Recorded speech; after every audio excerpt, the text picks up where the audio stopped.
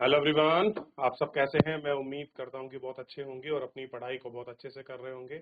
मैं Akash Kumar वडाना ICT virtual classroom में आपका बहुत बहुत स्वागत करता हूं मेरे प्यारे बच्चों। जैसे आपको पता है मेरे प्यारे बच्चों, बेसिकली हमारी आपका 9th क्लास है और 9th क्लास में हम लोग 3 नंबर चैप्टर तक देख चुके हैं। आज हम चैप्टर नंबर 4 की बात करेंगे और 4 आपके सामने है चैप्टर नंबर। और चैप्टर नंबर 4 है संस्थाओं का कामकाज। तो हम चैप्टर नंबर 4 में क्या पढ़ेंगे? संस्थाओं का कामकाज। और हमने चैप्टर नंबर 3 में क्या देखी थी? चुनावी प्रक्रिया को हम लोग पढ़े थे। तो चैप्टर नंबर 3 में क्या देखा हमने? आपका ध्यान याद होना चाहिए, चुनावी प्रक्रिया। किस प्रकार चुनाव होते हैं, हरियाणा के एग्जाम्पल को हमने समझा था। और फिर लोकल लेवल पर भी कैसे कैसे चुनाव हैं, इनको हमने आपका बात की थी। क्लियर है? चलिए, तो सबसे पहले तो आप मुझे बताइए बच्चों, जो हमने चैप्टर नंबर 3 पढ़ा था, आपने घर जाकर रिवीजन किया होगा। उस रिवीजन के दौरान किसी को कोई ऐसी चीज है जो आपको समझ ना आई हो, किसी बच्चे का कोई डाउट रहा हो, कोई क्वेरी रही हो, कोई प्रश्न रहा हो पढ़ते समय, कोई भी ऐसा पैराग्राफ जो आपको समझ ना आया हो बुक का, बताइए मेरे प्यारे बच्चों। चलिए, समझ आया? आगे बढ़ जाए, नया चैप्टर आपका शुरू करें। चलिए ठीक। अब जो बच्चे स्कूल में खड़े हैं अच्छे से बैठ जाइए बेटा। चलिए, अब हम इस चैप्टर का आपका परिचय शुरू कर रहे हैं। तो आप परिचय शुरू करने से पहले सबसे पहले आपके मस्तिष्क में चैप्टर का नाम याद होना चाहिए, संस्थाओं का कामकाज। कौन सी संस्था, कैसी संस्थाओं का कामकाज, इसके विषय में हम पढ़ेंगे। क्या कोई बॉडी है, या किसी देश की व्यवस्था को पढ़ने जा रहे हैं, या हमारे देश की लोकतांत्रिक शासन व्यवस्था कैसे चलती है, कौन कौन सी उसमें ऐसी आपकी संस्था है जो शासन में भागीदारी करती हैं, हम उनके कामकाज को देख रहे हैं। तो इसी के ऊपर हम लोग अपनी बात करने वाले हैं, इसी को हम लोग आपका गौर करके एक एक करके आपका देखने वाले हैं। क्लियर है? सबसे पहले, लोकतंत्र का मतलब लोगों द्वारा अपने शासक का चुनाव करना भर नहीं है। तो केवल ये मत समझना कि हमने लोगों ने अपने शासक को चुन दिया। शासक का मतलब यहाँ कोई तानाशाह से नहीं है। शासक का मतलब है अपने प्रतिनिधियों से। अगर हमने केवल अपने प्रतिनिधि चुन दिया और हमने अपने काम कर दिया तो ऐसा नहीं है। आप ये मत समझिए कि हमने केवल अपने प्रतिनिधियों को चुनने के बाद जो हमारा काम है वो आपका पूरा हो गया। नहीं, ऐसा नहीं है। लोकतांत्रिक व्यवस्था में शासकों को भी कुछ कायदे कानून को मानने होते हैं। अब जो भी लोग हैं जिनको चुन दिए हैं, उन्हें भी कुछ नियम कायदे कानून हैं जिनके अंदर रहकर आपको काम करना है। उन्हें भी संस्थाओं के साथ और संस्थाओं के भीतर रहकर काम करना होता है। कैसा है? संस्थाओं के साथ और संस्थाओं के भीतर रहकर काम करना होता है। इस अध्याय में लोकतंत्र में संस्थाओं के कामकाज से संबंधित और इसे समझने का प्रयास करेंगे कि हमारे देश में किस तरह से महत्वपूर्ण फैसले करें और उन्हें लागू करें। हम यह भी देखते हैं कि इन फैसलों से संबंधित विवाद को किस तरह आपका सुलझाया जा सकता है। इस अध्याय में हम इन फैसलों में महत्वपूर्ण भूमिका निभाने वाली 3 संस्था, जैसे विधायिका, कार्यपालिका और न्यायपालिका पर ध्यान केंद्रित करेंगे। तो 3 चीजों को हम बड़े अच्छे से पढ़ेंगे और ये हमारे देश की यानी कि लोकतंत्र की, आप मानिए इस सबसे बड़ी रीढ़ की हड्डी हैं। यही वो 3 चीज हैं जिनके देश दम पर पूरी शासन व्यवस्था चलती है, जिन पर लोकतंत्र आपका टिका हुआ है। पहला, विधायिका, जहां विधान बनता है, यानी जिस जगह पर विधान बनता है या जो लोग आपका विधान बनाने में शामिल हैं, वो किसके अंग हैं? वो विधायिका के अंग है। जैसे आपको क्लियर हो रहा है, विधा प्लस आयिका यानी कि विधान बनाने वाली संस्था। क्लियर है? तो हमारी विधान बनाने संस्था कौन है? अगर आप केंद्र स्तर पर देखो तो आपको संसद मिलेगी, राज्य स्तर पर देखो तो आपको विधानसभा मिलेगी। तो जब भी कानून बनते हैं, कहाँ बनते हैं? तो या तो संघ का कानून होगा या राज्य का कानून होगा। राज्य कानून मतलब एक किसी विशेष राज्य में लागू होगा। दूसरा कानून है वो केवल आपका जो है एक राज्य को न छोड़कर पूरे देश में लागू होगा। क्लियर हो गया? हम विश्व के लिए कानून नहीं बना सकते, ये भी ध्यान रखिए। हम अपने क्षेत्रीय सीमा के भीतर कोई भी कानून बना सकते हैं क्योंकि हम स्वतंत्र है और संप्रभु है। क्लियर हुआ? तो विधायिका का मतलब विधान, कार्यपालिका मतलब जो काम करती है। काम करती है, आप कहेंगे सर कौन काम करती है? आप देखिए, प्रधानमंत्री होता है, प्रधानमंत्री की मंत्री परिषद होती है, मंत्री परिषद के लिए बहुत सारे और मंत्री होते हैं, कुछ उनके लिए आपके बहुत सारे सेक्रेटरी होते हैं। इस तरह से एक चैन है, पूरी सिस्टम और व्यवस्था है जो देश को चलाती है, जो व्यवस्था करती है, जो कार्य करती है, वो है कार्यपालिका। जैसे केंद्र में प्रधानमंत्री कार्यपालिका का नेतृत्व करता है, राज्य में आपका मुख्यमंत्री जो है कार्यपालिका के नेतृत्व करता है या प्रमुख है। उधर आप न्यायपालिका को देखिए, तो न्यायपालिका क्या है? जहां न्याय होता है। न्याय कहाँ होगा? तो पहले तो पंचायतों में राजाओं के दरबार में होता था, तो ये तो कोई आपका राजा का दरबार नहीं है, ये क्या है? ये लोकतांत्रिक व्यवस्था है। तो न्याय कहाँ होगा? न्यायालय में होगा। और हमारे यहाँ 3 प्रकार के न्यायालय की व्यवस्था की गई है, एक जिला न्यायालय, उच्च न्यायालय और सर्वोच्च न्यायालय। तो सबसे पहले अगर कोई भी मुकदमा जाता है तो आपका जिला न्यायालय में जाएगा। जिला न्यायालय के बाद उसमें भी अलग अलग भाग की कैटेगरी देखा जाता है कि दीवानी का मामला है, फौजदारी का मामला है, या फिर आपका फैमिली कोर्ट है, या फिर आपका जुवेनाइल केस है। उनको अलग अलग आपको डिस्ट्रीब्यूट किया जाता है। उसके बाद फिर आप जिला न्यायालय में अपील करते हैं। वहां से अगर आपकी हायरिंग होती है, आपको केस संतुष्टि नहीं मिलती, तो आप उच्च न्यायालय में अपनी अपील को दायर कर सकते हैं। अपील को दायर करने के बाद आपके पास ऑप्शन खुला है, उसके बाद सुप्रीम कोर्ट। तो इस तरीके चैनलाइज माध्यम से आप एक से दूसरे स्थान पर जा सकते हैं, एक जिला न्यायालय से उच्च न्यायालय, उच्च न्यायालय सर्वोच्च न्यायालय।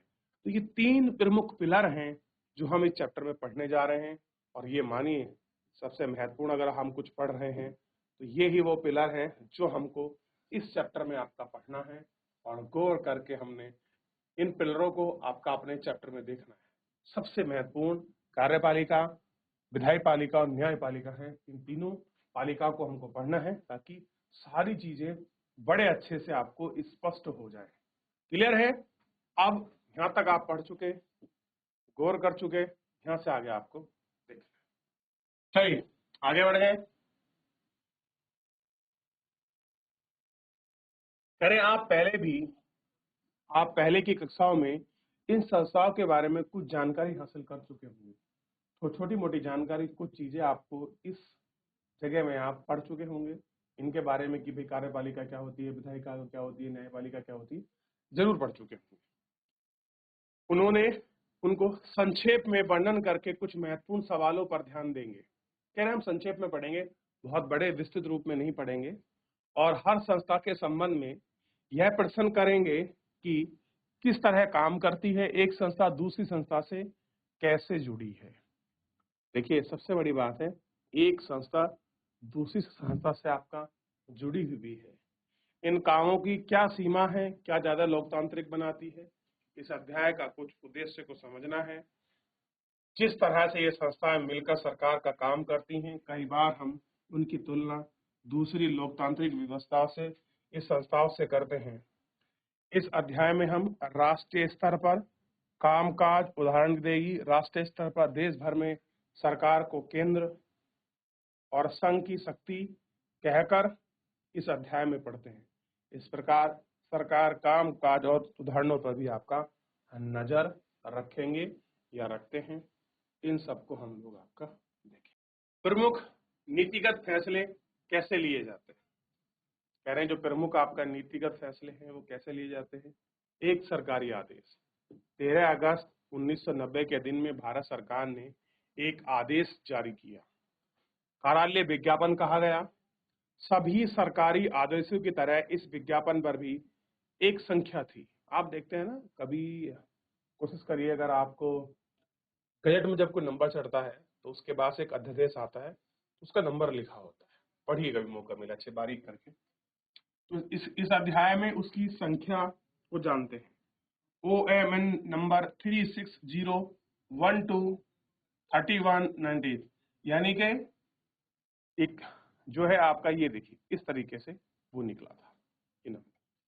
1990 में निकला है, ठीक है, और 13 अगस्त इस तरीके छपा था। अब देखिए, कार्मिक जन शिकायत और पेंशन मंत्रालय के कार्मिक एवं प्रशिक्षण विभाग द्वारा एक ज्वाइंट सेक्रेटरी ने इस आदेश पर दस्तखत किए और एक छोटा सा आदेश मुश्किल से पन्ने में था। अगर आप इसे देखेंगे तो आप वैसे ही यह सर्कुलर या नोटिस जैसा दिखेगा जैसे स्कूल में होंगे। कैसा लगेगा? जैसे कोई आपका सर्कुलर है, नोटिस जैसा है, इसमें ये दिखेगा। सरकार हर रोज विभिन्न मामलों में सैकड़ों आदेश जारी करती है, बहुत सारे सैकड़ों मामले में।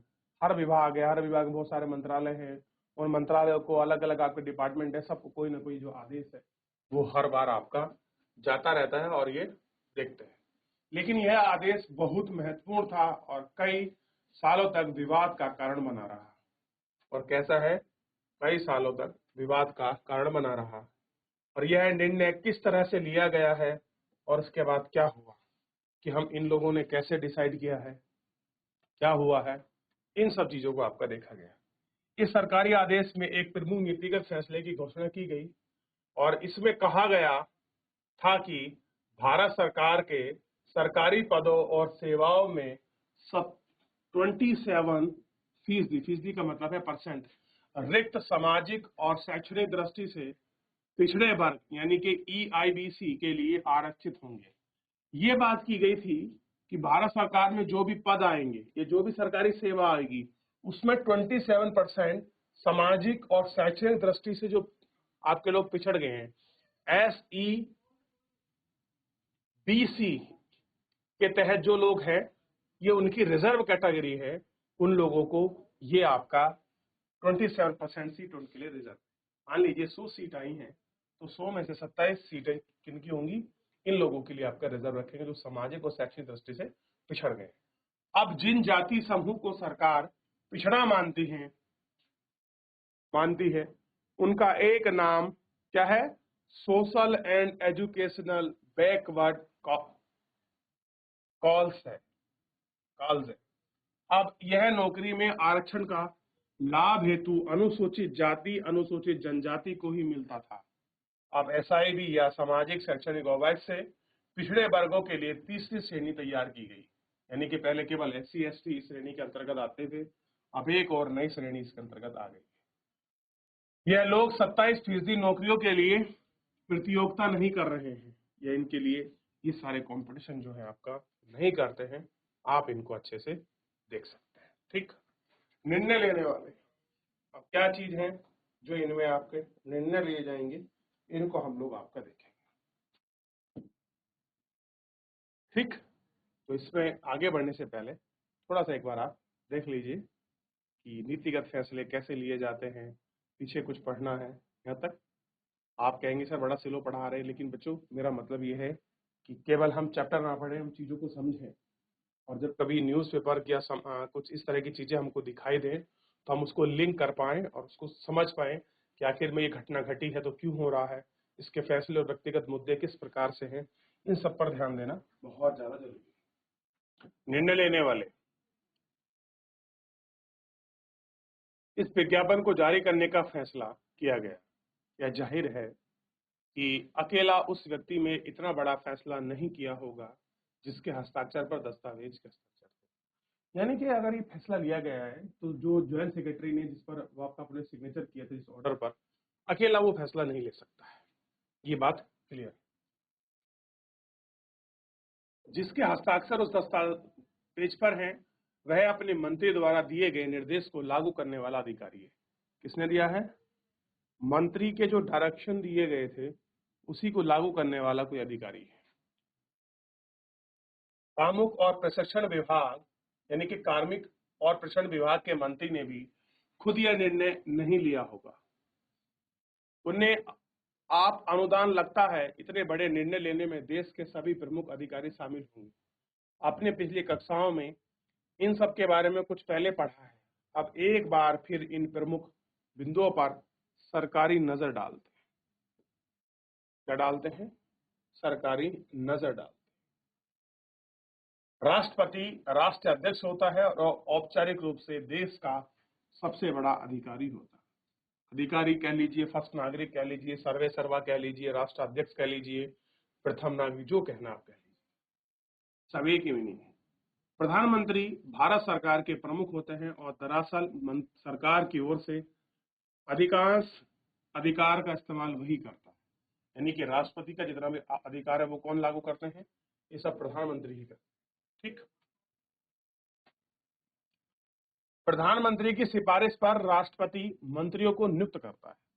प्रधानमंत्री जी जिनकी सिफारिश कर देंगे राष्ट्रपति जी से, वही लोग क्या होते हैं, मंत्री पद के लिए नियुक्त किए जाते हैं।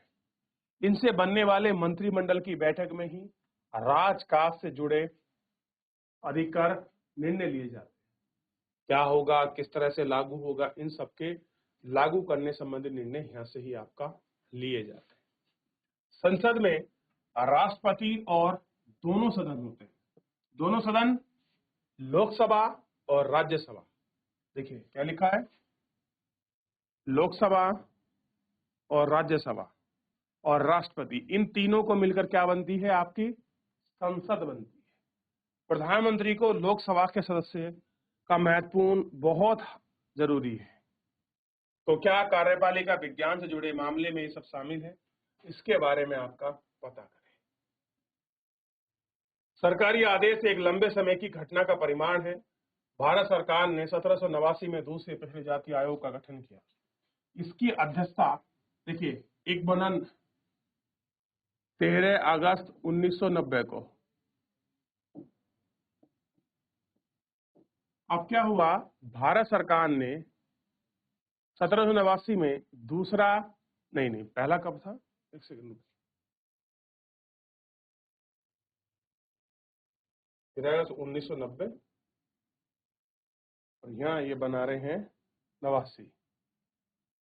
अच्छा वो पहला था, मतलब ये पहला है और ये दूसरा था, ठीक। दूसरा पेशेवर आयोग जाति की अध्यक्षता किसने की, अध्यक्षता की थी बीपी मंडल ने, और इस कारण आमतौर पर इसको मंडल आयोग भी कहा जाता है।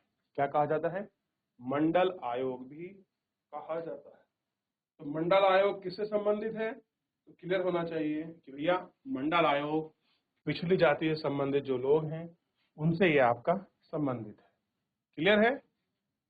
इसे भारत में सामाजिक और शैक्षणिक दृष्टि से पिछड़े वर्गों की पहचान करने के जो मापदंड का मतलब बेंचमार्क, किस आधार पर आप तय करेंगे कि कौन सी जाति कौन से वर्ग के लोग आपके पिछड़े वर्ग की कैटेगरी में आते हैं, ये नोटिफाई करने का जिम्मा किसको सौंपा गया, बीपी मंडल को सौंपा गया। और इनका पिछड़ापन दूर करने के उपाय का बताने का जिम्मा सौंपा गया। इस आयोग ने 1980 में अपनी सिफारिशें दी और इस आयोग के सुझाव के उपाय में एक सिफारिश की गई जिससे एक सरकारी नौकरियों में सामाजिक और शैक्षणिक दृष्टि से पिछड़े वर्गों के लिए 27% आरक्षण की व्यवस्था, यानी कि जो लोग ओबीसी कैटेगरी में आते हैं उनको 27% आपका क्या दिया जाएगा, सरकारी नौकरियों में आपका रिजर्वेशन दिया जाएगा। इसकी सिफारिश संसद में की गई, यानी कि ये कानून संसद से बनकर वर्षों तक चली पार्टी और संसद ने इसे लागू करने की मांग करते हुए 1889 का लोकसभा चुनाव हुआ और जनता दल ने अपना चुनावी घोषणा पत्र में वादा किया कि मंडल आयोग की सिफारिशों को लागू करेगा। चुनाव के बाद जनता दल की सरकार बनी और नेता ने बीबी सिंह प्रधानमंत्री बने और इसके बाद कई घटना हुई। नई सरकार ने संसद में राष्ट्रपति के अभिभाषण के जरिए मंडल रिपोर्ट को लागू करने की घोषणा या मंशा की घोषणा की। 6 अगस्त 1990 को केंद्रीय कैबिनेट की बैठक में एक औपचारिक निर्णय लिया गया, ऑफिशियल जो आपका निर्णय होता है वो लिया गया। अगले दिन प्रधानमंत्री ने बीबी सिंह ने एक बयान जारी किया और निर्णय के बारे में संसद के दोनों सदनों को सूचित किया। कैसे किया, संसद के दोनों सदनों को आपका सूचित किया। कैबिनेट के बैठक के फैसले में कार्मिक लिखा हुआ है, कार्मिक एवं प्रशिक्षण विभाग को भेज दिया गया। कार्मिक एवं प्रशिक्षण विभाग को भेज दिया गया। विभाग के वरिष्ठ अधिकारियों ने कैबिनेट के निर्णय के मुताबिक एक अध्यादेश जारी किया और मंत्री को स्वीकृत सरकार की तरफ से लिया। एक अधिकारी ने उस आदेश पर हस्ताक्षर किए और इस तरह 13 अगस्त 1990 को OMR संख्या 36012/131/91 तैयार किया गया। तो इस प्रकार से वो पूरा कानून बना जिसको हमने स्टार्टिंग में देखा था कि एक अध्यादेश जारी हुआ है जिसपे ज्वाइंट सेक्रेटरी के सिग्नेचर थे, ठीक, और आप इनको देख सकते हैं। कुछ महीनों में यह आदेश देश में सबसे चर्चित मुद्दा बन गया। सभी का आखिर पत्र पत्रिकाओं में इस मुद्दे पर किस तरह से विचार आया, बहस चली। इसके चलते कई प्रदर्शन, जवाबी प्रदर्शन हुए, इसमें कुछ हिंसक भी हुई। इससे नौकरियों में हजारों अफसर प्रभावित होने वाले हैं। इससे लोगों की प्रतिक्रिया बहुत तीखी थी। कुछ लोगों का मानना था कि भारत में विभिन्न जातियों के बीच असमानता का कारण नौकरी में आरक्षण जरूरी है। उनका मानना था कि इन लोगों को बराबरी पाने का मौका मिले। उनको सरकारी नौकरी में भी उचित प्रतिनिधित्व नहीं मिल रहा है। क्या नहीं मिल रहा है? उचित प्रतिनिधित्व आपका नहीं मिल रहा है। तो इस तरीके से ये पूरा कानून बना और कानून बनकर बीपी मंडल पर पहुंचा और ये आपने एक पूरा लंबा सफर तय किया है और आपने देखा। एक बार पढ़िए, समझिए, कुछ डाउट आता है फिर हम आगे बढ़ेंगे, एक बार देख लीजिए। चलिए, ये तो एक पक्ष था। अब कह रहे हैं दूसरे पक्ष के लोगों का मानना था कि इस निर्णय से जो पिछड़े वर्ग के नहीं है उनके अवसर छिनेंगे, अधिक योग्यता होने पर भी उनको नौकरियां नहीं मिलेंगी। कुछ लोगों का मानना था कि इससे जातिवाद बढ़ेगा, जिससे देश में प्रगति और एकता का असर होगा। क्या होगा?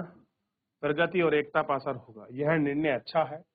इन अध्याय में हम सबके बारे में बात नहीं करेंगे। इस उदाहरण को सिर्फ यह समझने का नहीं है कि देश में प्रमुख निर्णय कैसे लिए जाते हैं, उन्हें कैसे लागू किए जाते हैं, ये भी एक बहुत बड़ी बात है कि आप उनको लागू कैसे करते हैं। फिर इस विवाद का निपटारा किसने किया? आप जानते हैं कि सरकारी निर्णय से उठने वाले विवादों को निपटारे के लिए सर्वोच्च न्यायालय और उच्च न्यायालय ही करता है। क्या करता है? सर्वोच्च न्यायालय और उच्च न्यायालय ही करता है, जिनकी हम बात कर रहे थे। ठीक, तो कानून कहाँ बना है? राज्य में बना है तो उच्च न्यायालय, नहीं तो सर्वोच्च न्यायालय, और अपील अधिकार उच्च न्यायालय के बाद सर्वोच्च न्यायालय का ही है। इस आदेश के विरोध में कुछ लोग और कुछ संस्थाओं ने अदालतों में कई मुकदमे दायर किए और उन्हें अदालत से इस आदेश को अवैध घोषित कराने, लागू होने से रोकने की अपील की। भारत का सर्वोच्च न्यायालय में इस प्रकार के मुकदमों को एक संस्था से जोड़ दिया जाता है और मुकदमे के इंदिरा साहनी एवं अन्य बनाम भारत सरकार का मामला कहा जाता है। तो इंदिरा साहनी बनाम अन्य भारत संघ का अगर मामला पूछ लिया जाए तो ये क्या था? ये ओबीसी आरक्षण को लेकर था। सर्वोच्च न्यायालय ने 11 वरिष्ठों की न्यायाधीश की दोनों पक्षों की दलील सुनी। 11 जज बैठे। 11 जज के बैठने के बाद 11 जजों की बेंच बोलते हैं, 11 जजों की बेंच बैठी। उन्होंने 1992 में बहुमत से फैसला किया कि भारत सरकार का आदेश वैध नहीं है। क्या नहीं है? अवैध नहीं है, सॉरी, क्षमा चाहूंगा, अवैध नहीं। अवैध नहीं का मतलब है जो भारत सरकार ने आदेश दिया है वो गलत नहीं, यानी कि अवैध नहीं है, यानी कि वो ठीक है।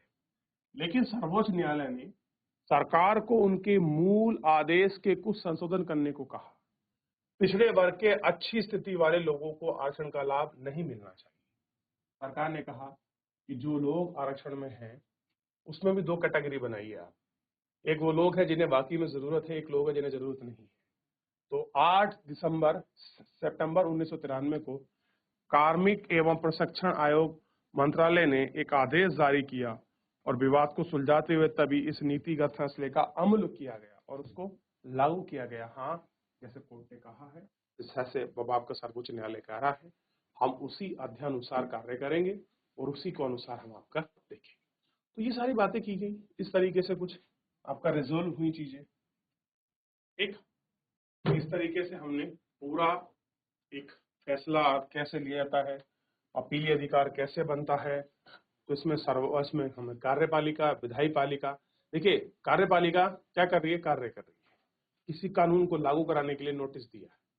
विधायी पालिका कानून बना के ला रही है और न्यायपालिका उसको वेरीफाई कर रही है। तो इस तरीके से ये संस्था एक दूसरे के साथ कोलैबोरेट कर संपूरक के रूप में आगे बढ़े। क्लियर है? तो फिलहाल आज के इस लेक्चर में इतना ही। मिलते हैं नेक्स्ट लेक्चर में। तब तक आप लोग मेरे प्यारे बच्चों घर पर जाकर चैप्टर का अच्छे से रिवीजन करिए। इसके साथ साथ अन्य विषय को भी आप अच्छे से रिवीजन करते रहिए। कोई भी डाउट, कोई भी क्वेरी बनती है तो आप, हम और आपके टीचर आपके लिए सदैव हैं, और आप बस अच्छे से अपनी पढ़ाई करिए। चलिए फिलहाल आज के लिए इतना ही, मिलते हैं नेक्स्ट लेक्चर में। धन्यवाद।